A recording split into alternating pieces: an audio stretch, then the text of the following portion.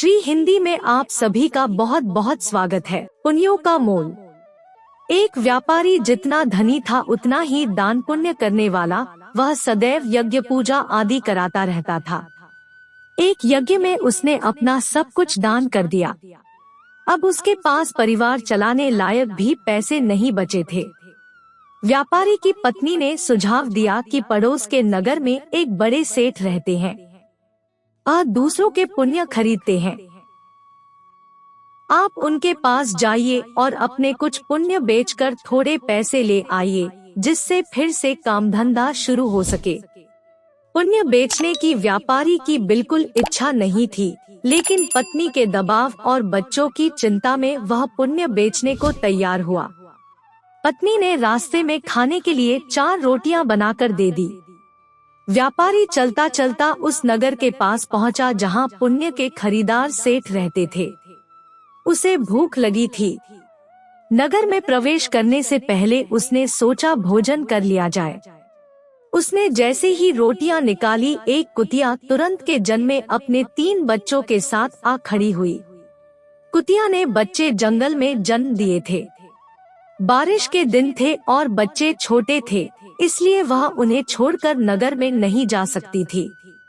व्यापारी को दया आ गई। उसने एक रोटी कुतिया को खाने के लिए दे दिया। कुतिया पलक झपकते रोटी चट कर गई, लेकिन वह अब भी भूख से हाँफ रही थी। व्यापारी ने दूसरी रोटी, फिर तीसरी और फिर 4 रोटियां कुतिया को खिला दी। खुद केवल पानी पीकर सेठ के पास पहुंचा। व्यापारी ने सेठ से कहा कि वह अपना पुण्य बेचने आया है। सेठ व्यस्त था। उसने कहा कि शाम को आओ। दोपहर में सेठ भोजन के लिए घर गया और उसने अपनी पत्नी को बताया कि एक व्यापारी अपने पुण्य बेचने आया है। उसका कौन सा पुण्य खरीदूं? सेठ की पत्नी बहुत पतिव्रता और सिद्ध थी। उसने ध्यान लगाकर देख लिया कि आज व्यापारी ने कुतिया को रोटी खिलाई है। उसने अपने पति से कहा कि उसका आज का पुण्य खरीदना, जो उसने एक जानवर को रोटी खिलाकर कमाया है, वह उसका अब तक का सर्वश्रेष्ठ पुण्य है। व्यापारी शाम को फिर अपना पुण्य बेचने आया। सेठ ने कहा, आज आपने जो यज्ञ किया है, मैं उसका पुण्य लेना चाहता हूँ। व्यापारी हंसने लगा। उसने कहा कि अगर मेरे पास यज्ञ के लिए पैसे होते तो क्या मैं आपके पास पुण्य बेचने आता? सेठ ने कहा कि आज आपने किसी भूखे जानवर को भोजन कराकर उसके और उसके बच्चों के प्राणों की रक्षा की है। मुझे वही पुण्य चाहिए। व्यापारी वह पुण्य बेचने को तैयार हुआ। सेठ ने कहा कि उस पुण्य के बदले वह व्यापारी को 4 रोटियों के वजन के बराबर हीरे मोती देगा। 4 रोटियां बनाई गई और उसे तराजू के एक पल्ले में रखा गया। दूसरे पल्ले में सेठ ने एक पोटली में भरकर हीरे जवाहरात रखे। पल्ला हिला तक नहीं। दूसरी पोटली मंगाई गई, फिर भी पल्ला नहीं हिला। कई पोटलियों के रखने पर भी जब पल्ला नहीं हिला तो व्यापारी ने कहा, सेठ जी, मैंने विचार बदल दिया है। मैं अब पुण्य नहीं बेचना चाहता। व्यापारी खाली हाथ अपने घर की ओर चल पड़ा। उसे डर हुआ कि कहीं घर में घुसते ही पत्नी के साथ कलह न शुरू हो जाए।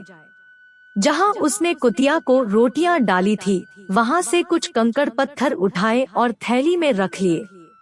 घर पहुंचने पर पत्नी ने पूछा कि पुण्य बेचकर कितने पैसे मिले, तो उसने थैली दिखाई और कहा, इसे भोजन के बाद रात को ही खोलेंगे।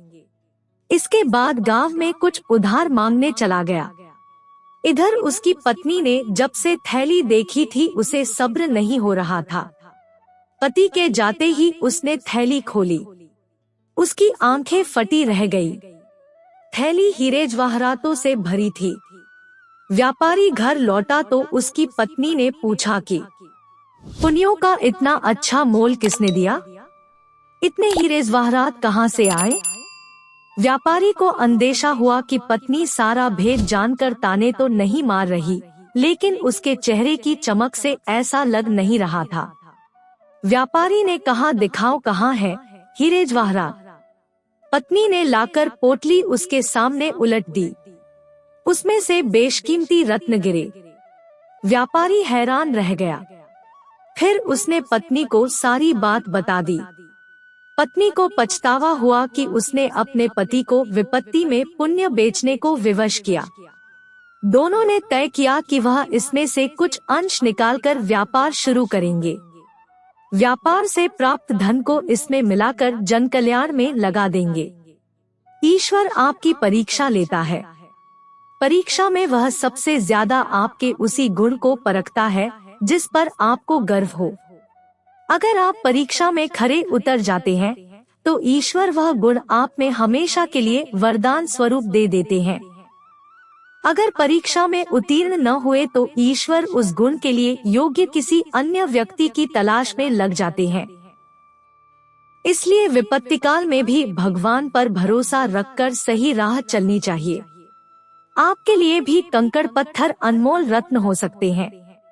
दोस्तों, अगर आपको वीडियो पसंद आया तो लाइक करें और हमारे चैनल को सब्सक्राइब करें ताकि आपको ऐसे नए वीडियो का नोटिफिकेशन मिलता रहे और आपका जीवन खुशहाल और आसान हो जाए। वीडियो देखने के लिए आपका बहुत बहुत धन्यवाद।